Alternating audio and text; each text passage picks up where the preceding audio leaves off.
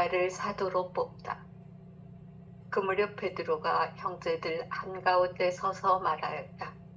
그 자리에는 120명 가량 되는 무리가 모여 있었다. 형제 여러분, 예수님을 붙잡은 자들의 앞잡이가 된 유다에 관해서는 성령께서 다윗의 입을 통하여 예언하신 성경 말씀이 이루어져야 했습니다. 유다는 우리 가운데 한 사람으로서 우리와 함께 이 직무를 받았습니다.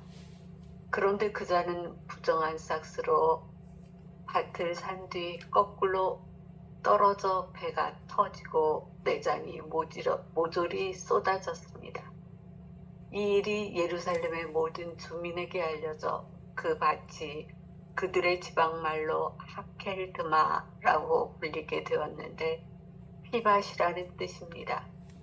사실 시편에 그의 처소가 황폐해지고 그 안에 사는 자 없게 하소서, 또 그의 직책을 다른 이가 넘겨받게 하소서라고 기록되어 있습니다.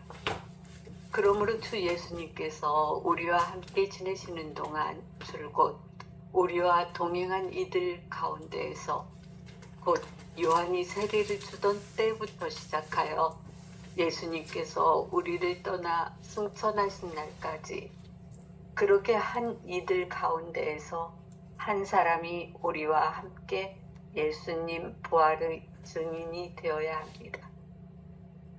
그래서 그들은 바르사바스라고도 하고 유스투스라는 별명도 지닌 요셉과 마티아 두 사람을 앞에서 오고 이렇게 기도하였다. 모든 사람의 마음을 아시는 주님, 이 둘 가운데에서 주님께서 뽑으신 한 사람을 가리키셔 유다가 제 갈 곳으로 가려고 내버린 이 직무, 곧 사도직의 자리를 넘겨받게 해 주십시오. 그러고 나서 그들에게 제비를 뽑게 하니 마티아가 뽑혀 그가 11사도와 함께 사도가 되었다. 아멘. 좋아요. 잘 읽으셨어요. 사도행전 1장 15절에서 26절은 베드로가 공동체 한가운데 서서 유다의 빈다리를 채울 사도를 뽑는 장면으로 구성되어 있죠. 교회 공동체는 기도 안에서 분별하고 결국 마티아가 11사도와 함께 사도가 되죠. 본문 안에서 120명가량 되는 우리와 함께 지내는 동안 줄곧 동행하니 모든 사람의 마음을 아시는 주님이라는 표현이 핵심적으로 등장합니다. 사도행전 1장 15절에서 26절 이 말씀을 함께 오늘 묵상해 보려고 하는데, 오늘 본문은 얼핏 보면 조금 낯설고 조금은 딱딱하게 느껴질 수 있습니다. 왜냐하면 이 장면은 기적 얘기도 아니고 성령 강림의 불꽃이 쏟아지는 장면도 아니고 바오로 사도의 극적인 회신 장면도 아니기 때문이죠. 이 본문은 아주 조용합니다. 공동체가 함께 모였고 베드로가 일어나서 말하고 그리고 사람들은 기도하고 두 후보 두 사람을 앞세워 놓고 제비를 뽑는 장면으로 등장하죠. 그런데 바로 여기에 아주 놀라운 신앙적인 진실이 숨겨져 있습니다. 하느님의 현존은 언제나 번개처럼만 드러나지 않습니다. 현존은 기적처럼 나타나지도 않습니다. 현존은 오히려 공동체가 흔들리는 그 자리, 빈자리가 드러났잖아요. 이스카리옷 유다가 그 공동체에서 빠지면서 빈자리가 생겼습니다. 무엇을 해야 될지 잘 모르는 자리, 불안한 자리, 텅 비어 있는 자리, 자리가 빠진 자리, 그러나 함께 기도하면서 기다리는 그 자리에 또렷하게 주님의 형존을 경험합니다. 오늘 우리가 이 시간 함께 붙들어야 할 주제가 바로 이거예요. 하느님은 지금 여기 이 순간 정말 나에게 살아계신가, 현존하신가?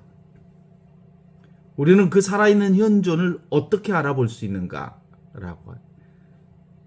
첫 번째로 하느님의 현존은 아주 빈자리, 상처받은 자리, 그리고 아무도 관심이 없는 자리, 빈자리와 상처 속에서도 사라지지 않는 하느님의 현존을 알아차리는 거죠. 하느님의 현존은 기도하는 공동체 안에서 현존하는 사람들 안에서 식별할 수 있습니다. 하느님의 현존은 과거의 기억이 아니라 지금 여기 이 순간 이끄시는 하느님의 살아있는 힘을 지금 여기서 알아내는 자리이죠. 그래서 오늘 본문은 베드로가 형제들 한가운데 서서 이렇게 말합니다. 그 자리에 모인 사람들은 120명가량 됩니다. 그리고 그는 유다의 얘기를 꺼냅니다. 유다는 한때 우리 가운데 한 사람이었습니다. 우리 가운데 한 사람으로서 우리와 함께 이 직무를 받았던 사람이었습니다. 그렇지만 그는 결국 우리 가운데 한 공동체 안에서 예수님을 저버렸고 결국 그 자리는 비어있는 자리로 남게 되었습니다. 베드로는 이 빈자리의 공동체가 외면되지 않도록, 이 빈자리를 공동체가 외면하지 않도록 이끌어냅니다. 여기서 매우 중요한 사실을 우리가 경험할 수 있는데, 초대교회에는 실제로 이렇듯 늘 빈자리가 있었다는 거예요. 부족한 자리, 빈자리, 그리고 아무도 관심 두지 않는 자리, 찬바람이 쌩쌩한 자리, 상처가 많은 자리. 초대교회는 완전한 공동체가 아니었던 거죠. 상처받은 공동체였습니다. 배신의 기억이 가득한, 그리고 실패의 흔적이 너무나도 많은, 정말로 지워버리고 싶은 이름들로 가득 찬 그 자리. 그런데 사도행전은 그 사실을, 초대교회 공동체가 너무나도 망가지고 상처투성이고 빈자리이고 엉망진창이라고 하는 사실을 숨기지 않습니다. 하나님의 말씀은 언제나 있는 그대로의 현실을 미화하지 않습니다. 성경은, 그리고 하느님은 상처를 덮고 가자, 상처가 났는데도 괜찮다라고 말하지 않습니다. 오히려 그 구체적인 상처, 그 구체적인 고통, 그 구체적인 십자가의 고통의 현실을 직면하게 합니다. 이것이 현존에 있어서는 가장 중요한 메시지이죠. 우리도 그렇지 않습니까? 우리의 인생도 늘 빈자리가 있습니다. 우리 빈자리. 늘 함께 했던, 평생 같이 할 것만 같았던 사람들이 내 곁을 떠났습니다. 떠나기도 합니다. 등을 돌리기도 합니다. 그래서 깨진 관계가 있습니다.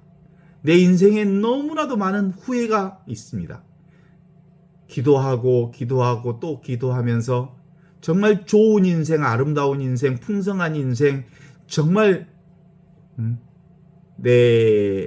내가 기대했던 인생이 그대로 이루어지고, 그래서 온전한 나의 생각대로 되어지지 않았던 시간들이 우리 삶 안에는 가득합니다. 공동체 안에서도 말 못할 수많은 상처들이 있습니다. 현존의 나의 삶 속에서도 아픔이 있습니다. 가정에도 그렇고, 교회에도 그렇고, 사회에도 그렇고, 우리가 살고 있는 가정 공동체 안에서 이런 공백이 비어있는 자리, 우리 마음의 안에 설명할 수 없는, 또는 설명될 수 없는 결핍의 자리가 있다는 거죠. 그런데 많은 경우 우리는 그 빈자리를 보면서 이렇게 말하죠. 그 빈자리를 보면 망가진 자리, 절망의 자리, 빈자리, 찬바람이 싱싱 부는 자리, 여기는 하느님이 안 계신 것 같아. 이렇게 망가진 자리, 은총이 없을 것 같아. 이렇게 상처가 큰데 무슨 현존이가? 응? 특별히 이란의 이 폭격 현장 한가운데, 전쟁의 한가운데 하느님 안 계실 것만 같아. 하지만 오늘의 이 말씀은 정반대로 말합니다. 하느님의 현존은 빈자리가 없는 곳에만 드러나는 게 아니다. 오히려 하느님의 현존은 빈자리를 외면하지 않고 그 빈자리 앞에 함께 서 있는 공동체 안에 드러난다. 유다의 자리는 12제자, 예수님의 12제자들 가운데 유다의 이 빈자리는 아픈 자리였습니다. 그러나 초대교회는 그 자리를 방치하지 않았습니다. 그 자리를 덮어버리지도 않았습니다. 그 자리를 정제만 하며 소비하지도 않았습니다. 그 초대교회 공동체, 베드로를 중심으로 한 초대교회 공동체는 그 빈자리를 하느님 앞에 있는 그대로 가지고 갑니다.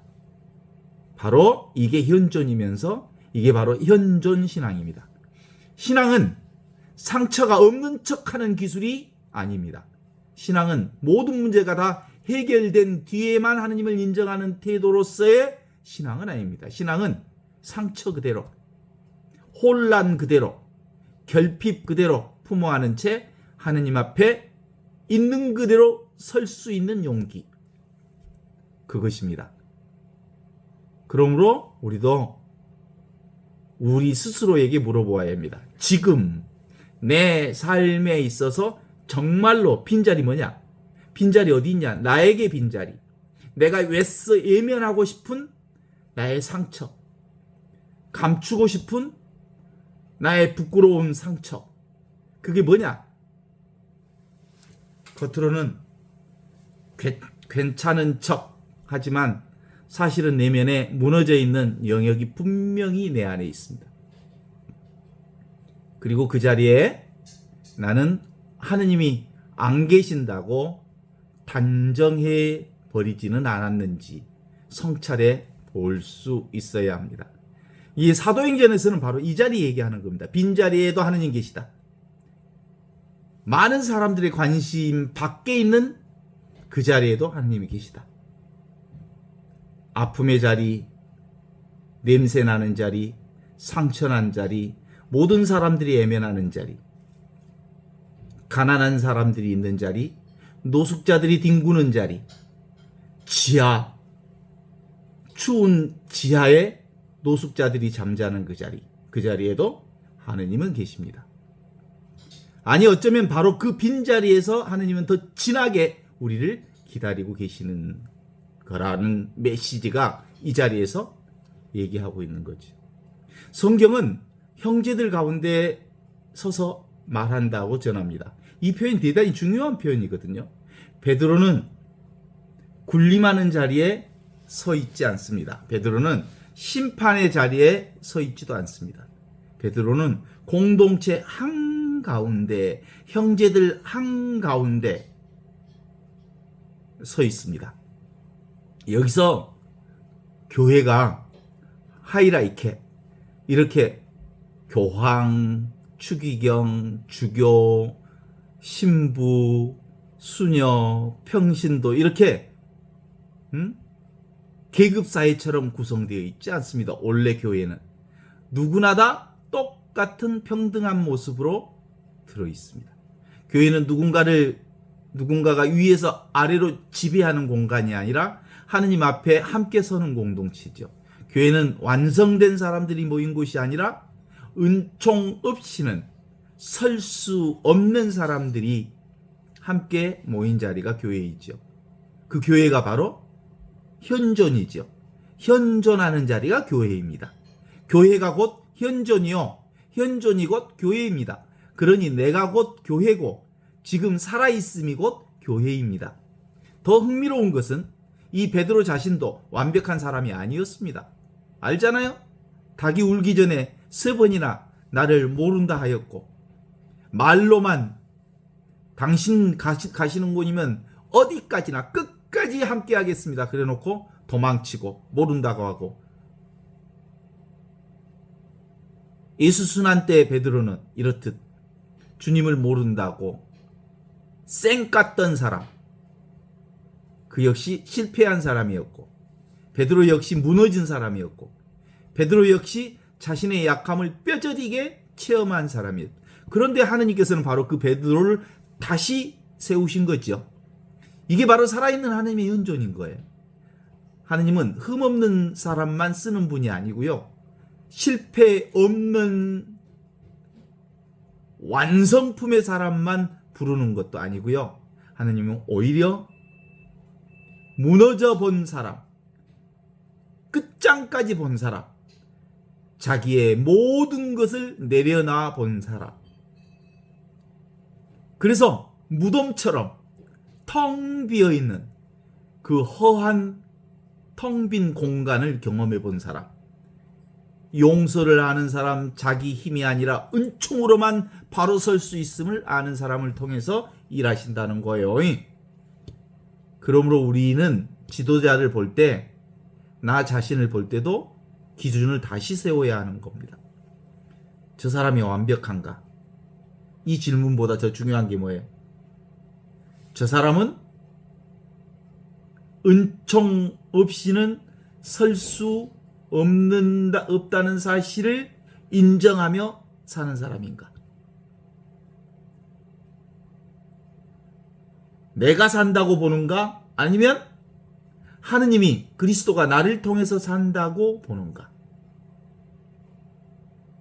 교회 안에서 정말로 제일 위험한 사람은 약한 사람이 아니라 자신의 약함을, 자신의 약점을, 자신의 허물을 모르는 사람입니다. 교회 안에서 가장 위험한 사람은 부족한 사람, 그리고 못 배운 사람, 그리고 꼴찌인 사람이 아니라 자기를 1등이라고 생각하고 하느님보다 더 신뢰하는 사람, 자기 에고가 아주 그 어느 누구보다도 단단한 사람. 뭐라고 하죠?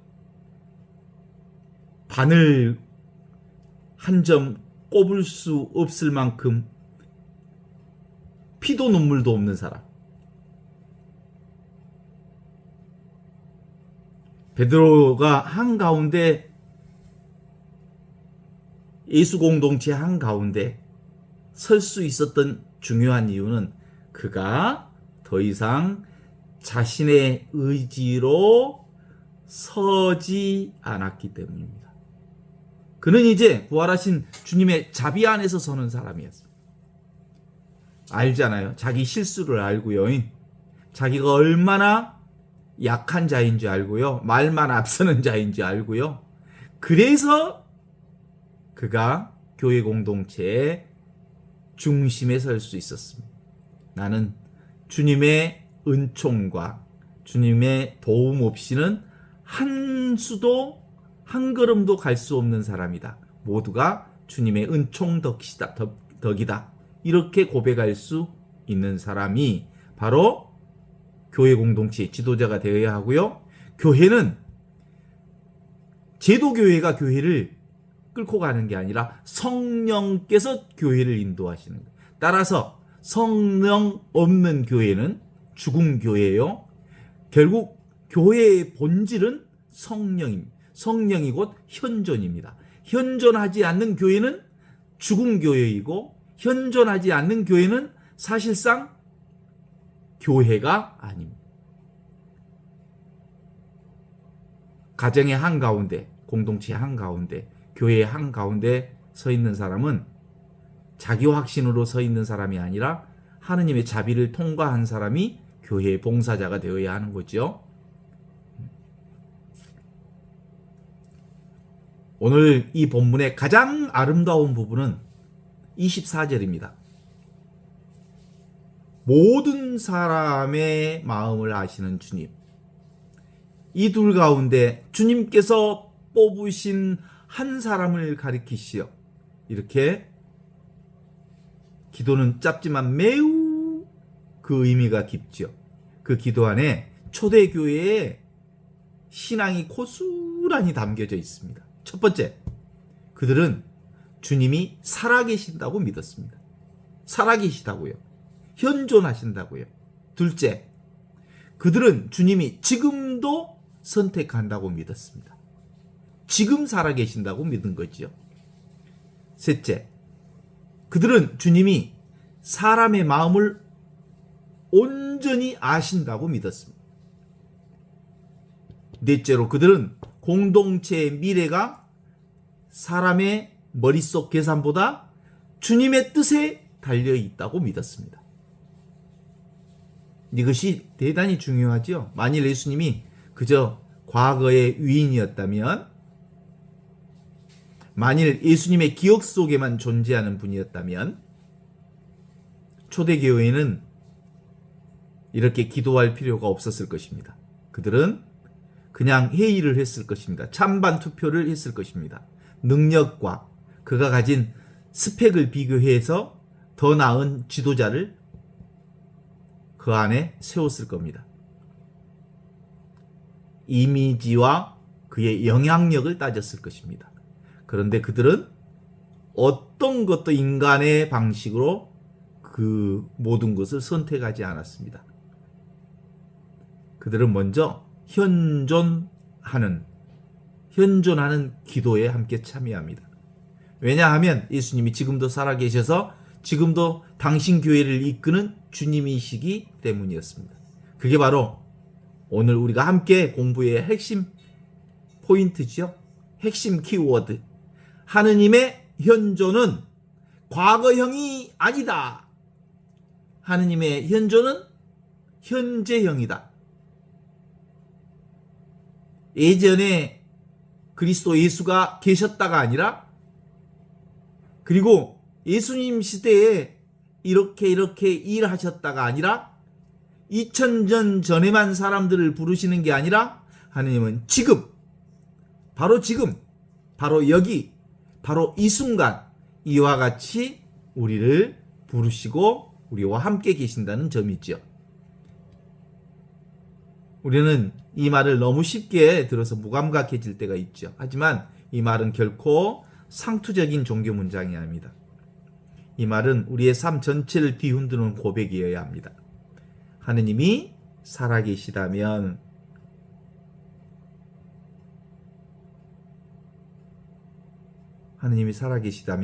현존은 허공에 흩어지는 독백이 아니, 이 허공 그 자체가 생명 그 자체, 영원한 생명이 꽉 차 있어. 텅 비어 있는데 온전히 충만해. 텅 빈 충만.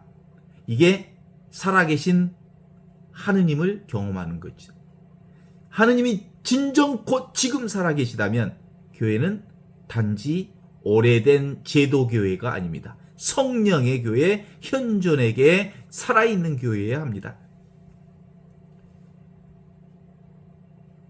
하느님이 지금 살아계시다면 나의 오늘도 우연한 힘으로 사는 게 아니라 온전히 하느님의 손길 안에서 충만한 당신의 우주적인 모든 것이 합하여 선을 이루어서 지금 내가 이렇게 숨쉬고 움직이고 살아간다고 믿는 것입니다. 나는 버려진 존재가 아니고요. 하느님이 지금 살아계신다면 지금 여기 이 순간 온통 은총의 시간이죠. 온통 사랑의 순간이죠. 온통 은총장, 사랑장, 생명장, 자비의 장, 그리고 온통 여기가 바로 현존의 장. 부족함이 없는 충만하고 이보다 더 아름다울 수 없는 일들이 지금 이 순간 이루어지고 있다. 최상선이 지금 이 순간이다. 아무것도 부족함이 없다. 이게 바로 하느님의 관점에서 보는 거예요. 하느님은 부족함이 없는 분입니다. 그래서 신앙인은 문제를 대할 때 먼저 이렇게 묻습니다. 내가 뭘 해야 하지? 이 질문도 필요하지만 그보다 먼저 물어야 할 질문이 있습니다. 주님, 지금 여기서 내가 무엇을 해야 합니까? 지금 여기서 내가 무엇을 원하십니까, 주님은? 기도는 단순히 마음의 안정을 얻는 시간이 아니죠. 기도는 살아계신 주님 앞에 현실을 가져가는 행위입니다. 그래서 현존하는 기도는 단순히 마음의 안정을 얻는 시간이 아니고요. 현존하는 살아계신 주님 앞에 현실을 온전히 드러내는 행위.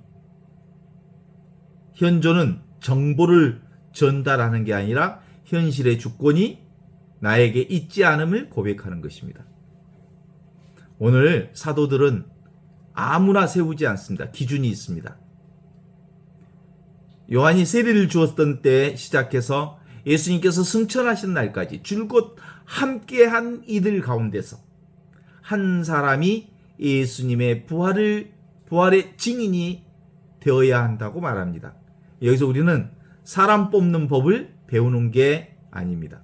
우리는 교회가 무엇을 중심으로 존재하는지를 배웁니다. 초대교회가 찾는 사람은 단순히 유능한 사람이 아닙니다. 화려한 사람 아니고요. 대중성이 높은 사람도 아니고요. 그들을 찾는 사람은 예수님과 함께 걸어온 사람,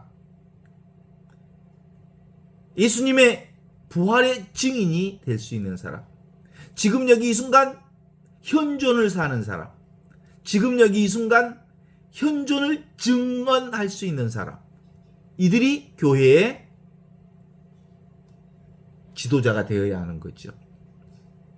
신학교 교육 6년, 7년 마치면 서품 주고 라이센스 주는 게 아니고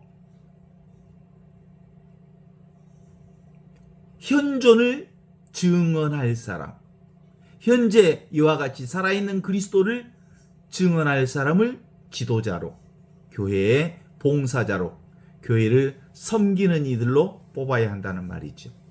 오늘 우리 시대는 기준이 너무 많습니다. 속도가 기준이 되고요. 성과가 기준이 되고, 말 잘하는 것이 기준이 되고, 얼굴이 그런대로 잘생겨야 되고, 장애가 없어야 되고, 보이는 영향력이 기준이 되고, 스펙이 기준이 되고, 또는 주교가 되는데 서울대학 나와야 주교되고,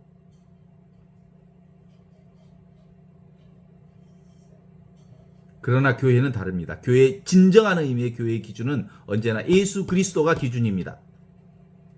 예수 그리스도, 지금 살아계신 그리스도가 우리 삶의 현존으로 증언되는 것, 그것이 교회의 기준입니다. 그러므로 우리는 스스로에게 물어야 하죠. 나는 무엇으로 판단하는가? 나는 무엇을 성공이라고 부르는가?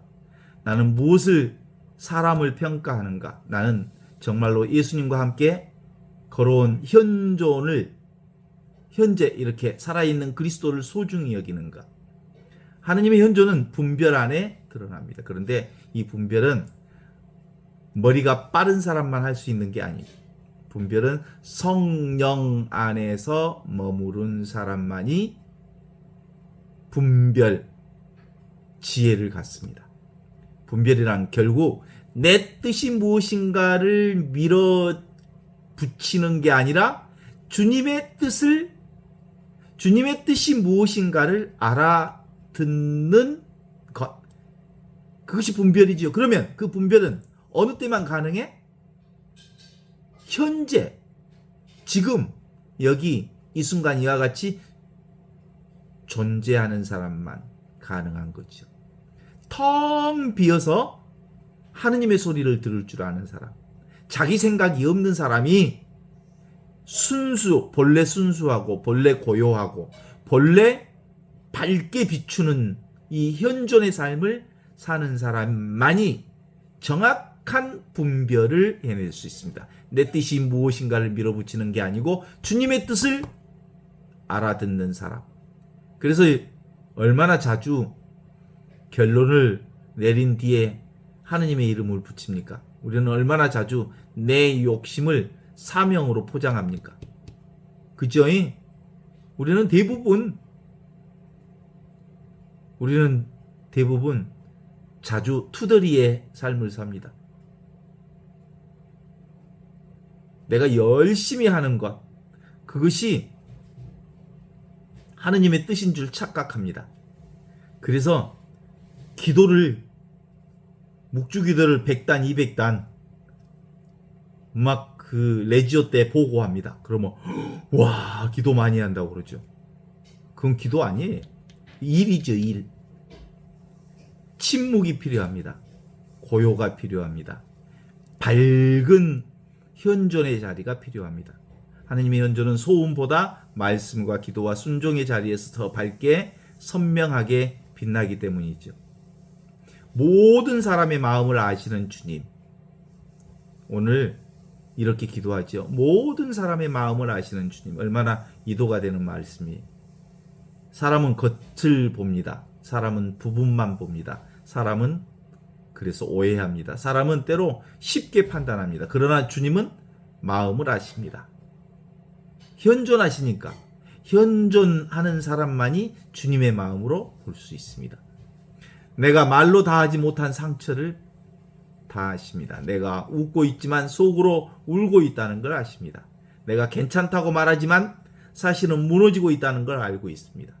내가 왜 조급한지, 왜 화를 내는지, 왜 자꾸 불안한지, 왜 어떤 사람을 용서하기가 그토록 어려운지, 이건 현존하는 사람만이 알 수 있는 거죠. 그죠? 나의 미세한 변화도 현존할 때만 가능합니다. 하느님은 멀리서 나를 관리하는 분이 아니라 지금 여기 이 순간 내 마음 가장 깊은 곳, 이 현존 안에서 당신을 드러내고 있죠. 우리는 종종 하느님 앞에서도 가면을 씁니다.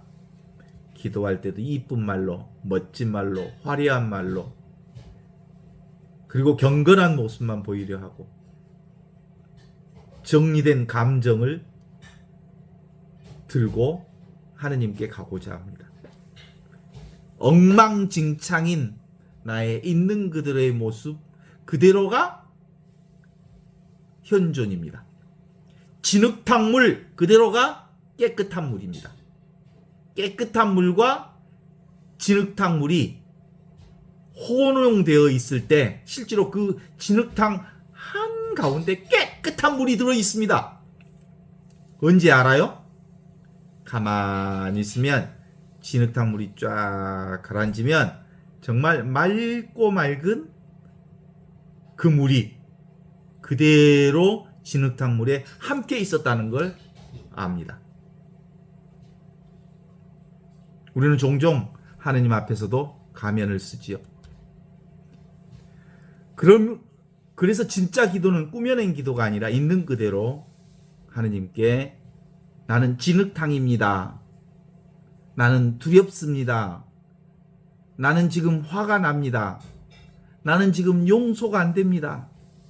저는 왜 이리 공허한지 모르겠습니다. 제가 믿는다고 말하지만 사실 맨날 혼돈 그 자체입니다. 이렇게 기도할 수 있어야 합니다.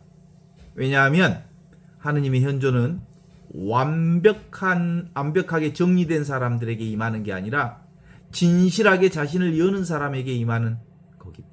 있는 그대로, 지금 이대로, 현상 그대로가 뭐다? 진상이다. 진실이다. 주님은 우리 마음을 아시는 분입니다. 그러니 숨지 않아도 됩니다. 포장하지 않아도 됩니다. 지금 여기 이 순간 나로 주님 앞에 서면 된다는 거죠. 오늘 이 사도행전 마지막 부분에 제비를 뽑아 마티아를 선택합니다. 현대 우리 사회에서 아주 낯선 방식이죠. 그러나 중요한 것은 방법 자체가 아니라 그들의 태도지요. 그들은 결과를 조작하려 하지 않았고 자신들의 이해관계로 밀어붙이지도 않았습니다. 먼저 기도했고 그 다음에 주님 손에 완전히 그걸 맡겼습니다. 여기서 초대교회의 깊은 신앙을 보는 거죠. 제비 뽑았단 말이에요. 자기들 생각으로 지도자 뽑은 게 아니고 하느님께 온전히 맡겼다는 거죠. 결국 교회의 주인은 내가 아니다. 우리가 아니다. 결국 선택하시는 분은 주님이시다. 그래서 주님께 온전히 순종할 뿐이다. 이게 바로 신앙의 자세지요. 오늘날 우리는 모든 것을 통제하고 싶어하고 그리고 결과를 예측하고 싶어하고 불확실성을 싫어합니다. 그래서 예측 가능해야 된다고 생각하고 우리가 예측할 수 없으면 견디기 어려워합니다. 그래서 하느님께 맡긴다고 하면서도 실제로는 끝까지 내가 붙들고 있는 경우가 많습니다. 그런데 신앙은 통제 기술이 아닙니다. 신앙은 맡김의 용기죠. 맡김. 그리고 온전한 수용. 여기서 우리가 말하는 맡김은 무책임과는 달라요. 초대교회는 아무 생각 없이 제비부터 뽑지 않았습니까? 공동체가 모였습니다. 말씀에 비추어 보았습니다. 기준을 세웠습니다. 호흡을 세웠습니다. 기도했습니다. 그리고 온전히 하느님께 맡겼습니다. 바로 이런 순서죠. 우리도 마찬가지죠. 기도 없이 지금 여기 이 순간 온전한 현존 없이 맡긴다는 건 체념일 수밖에 없습니다. 현존은 그리스도가 지금 여기 이 순간 우리와 함께 계심을 믿는 그 믿음이죠. 분별 없이 맡긴다는 것은 회피일 수 있습니다. 분별 없는 현존으로. 하지만 현존해서 온전히 하느님께 자신을 봉헌하고 그래서 현존을 통해서 분별하고 최선을 다한 뒤에 맡기는 것, 이것이 신앙인의 온전한 자유입니다. 하느님 현존을 믿는 사람은 결과에 매이지 않습니다.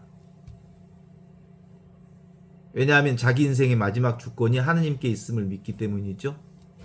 진인사 대천명.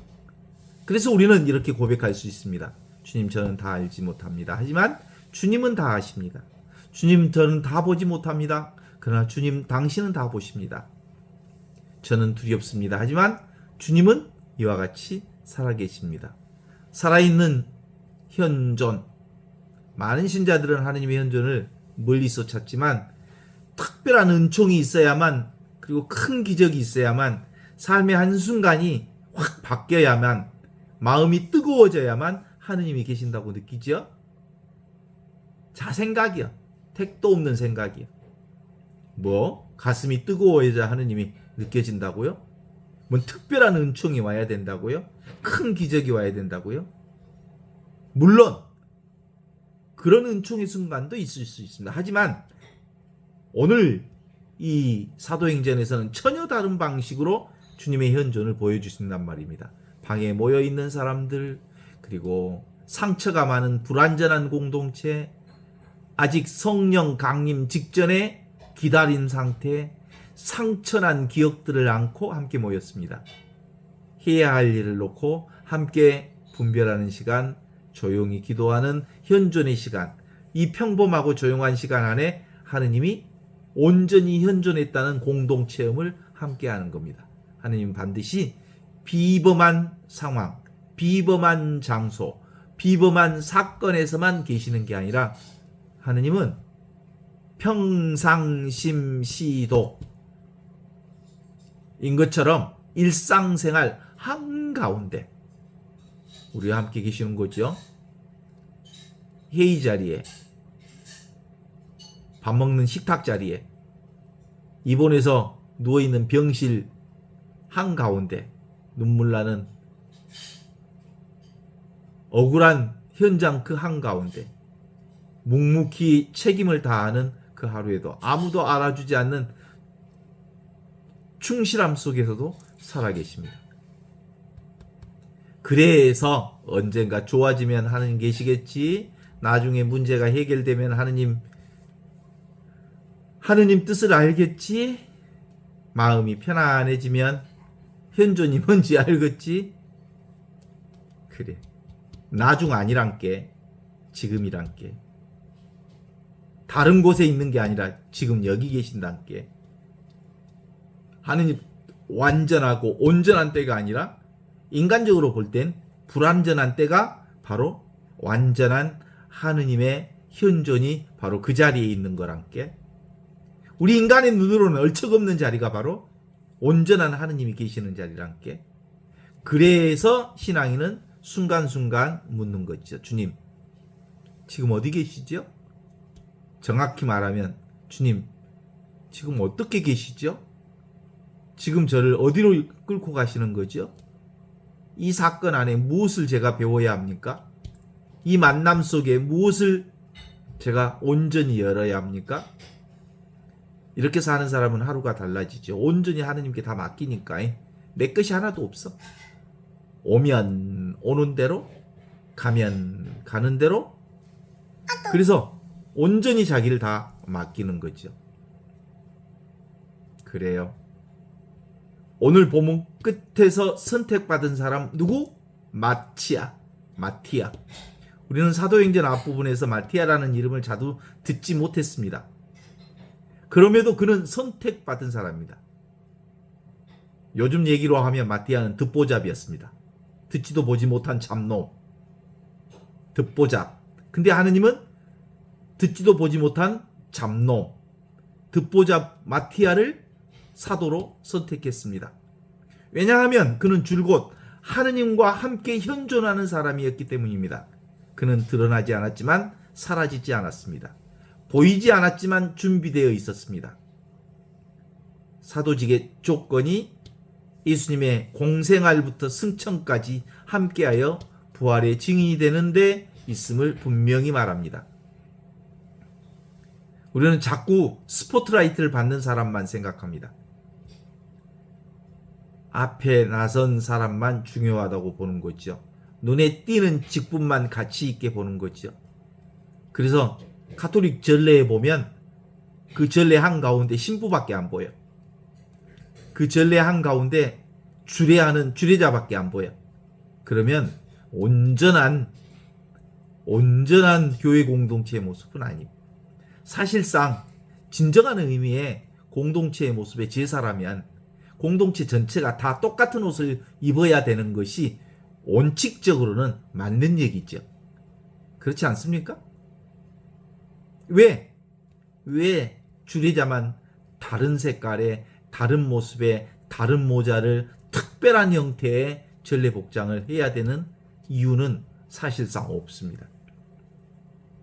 그러나 교회는 원래 오랫동안 보이지 않는 자리에 주님과 함께 걸어온 사람들로 지탱해 왔습니다. 이름이 드러나지 않아도 괜찮습니다. 박수를 받지 않아도 괜찮습니다. 주님이 다 아십니다. 주님이 보시면 됩니다. 주님이 필요하실 때 부르십니다. 그것이 오늘날 우리에게 주시는 주님의 메시지입니다. 혹시 지금 나는 너무 평범해서 의미가 없다고 느끼고 있다면, 아무도 나를 알아주지 않아 허무하다고 생각한다면, 나는 앞에 나서는 사람도 아니고 특별한 능력이 있는 사람도 아니라 작아 보이기 때문에 이렇게 생각하는 사람이 있다면 듣보잡 마티아를 기억하십시오. 듣도 보도 못한 잡놈. 그런데 하느님은 인간이 듣보잡을 귀한 사람, 현존하는 사람으로 기억하고 계셨습니다. 하느님의 시간표 안에서는 숨겨진 충실함이 결코 사라지지 않는다는 말이죠. 주님과 함께 걸어온 시간은 결코 헛되지 않아요. 아무도 몰라주는 현존하는 기도, 아무도 알아주지 않는 일상생활의 봉사, 아무도 보지 않는 눈물과 인내들, 그건 다 현존하시는 하느님께서 다 기억하고 계십니다. 그리고 적절한 때 사용하십니다. 그러니까 조급해하지 말고 드러나지 않는다고 의미 없는 일이 아니라고 확실히 믿으시면 됩니다. 늦어 보인다고 버려진 건 아닙니다. 주님 안에 준비된 시간은 결코 헛되지 않습니다. 지금 여기가 전부니까요. 그죠? 교회는 결코 빈자리를 외면하지 않는 것, 그게 교회 공동체의 진정성이죠. 우리 시대에 빈자리가 너무너무 많아요, 사실은. 떠난 사람들, 상처받은 사람들, 가난한 사람들, 실망한 사람들, 직장에서 쫓겨난 노동자들, 그리고 아직도 노예 계약서라고 그러죠. 노예 계약서에 사인할 수밖에 없는 노동자들의 현실들. 노동자가 유리하게 계약이 체결되는 데가 있겠어요? 사용자가 유리하게 계약 체결하지? 중요한 것은 그 빈자리를 없는 척 하지 않는 겁니다. 초대교회처럼 그 빈자리를 하느님 앞에 가져갑니다. 교회는 조급함보다도 기도를 먼저 해서 현존하는 기도. 문제가 생기면 우리는 바로 대책부터 찾으려고 하죠. 물론 대책이 필요하지만 현존할 때 대책이 보입니다. 교회는 행정기관이 아니죠. 교회는 구조만으로, 그리고 살아있는 하느님의 현존 안에서만 교회가 시작됩니다. 현존 없이, 성령 없이 교회 없습니다. 주님은 모든 사람의 마음을 다 아시죠. 그러므로 신앙생활을 오래 했더라도 겉모습만 단정하게 유지하는 데 머무르면 안 되지요. 주님 앞에 진실해야 하고, 상처도 가져가고, 분노도 가져가고, 후회도 가져가고, 수치심도 가져가고, 두려움도 가져가고, 자기가 가지고 있는 불안도 온전히 주님 앞에 숨김없이 드러날 때 그분은 있는 그대로의 우리를 다 수용하고 받아들여 주십니다. 그죠? 사도 하나를 더 세우는 행정적 장면으로 오늘 사도행전을 보고 끝 하면 안 돼. 오늘 사도 빈자리에서 유다 대신 마티아 뽑았다네. 그거 아니에요. 그런 것을 전하려고 성경 쓴 거 아니라고.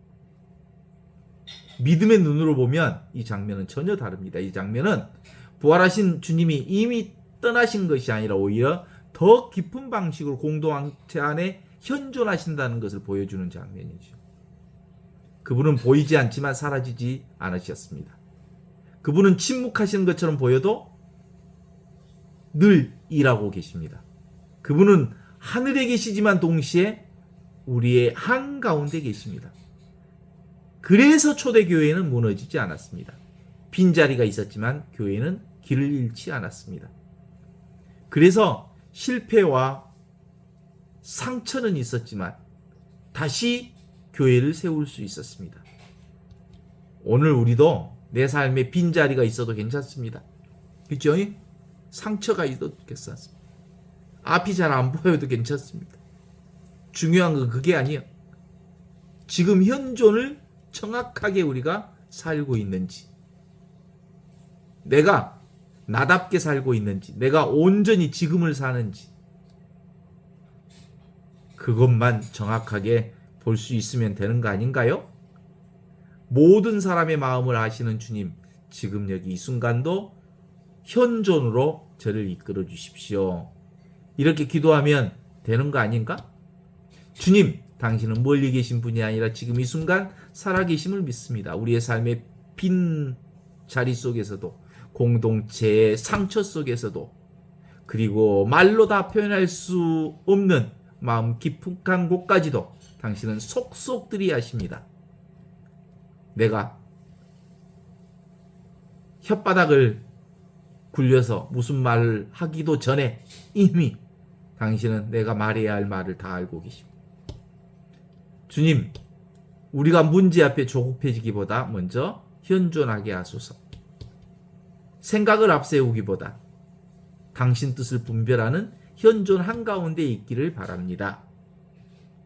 모든 사람들의 마음을 아시는 주님, 우리 각자를, 우리의 가정을, 우리의 교회를 당신 현존으로 늘 새롭게 하시고 마티아처럼 조용히 충실한 이들을 일으켜 세우면서 베드로처럼 상처 입은 이들도 다시 쓰는 당신의 자비를 체험하도록 이끌어 주소서. 현존, 오직 지금 여기 이렇게 살아계신 당신뿐임을 고백할 수 있으면 그게 전부죠.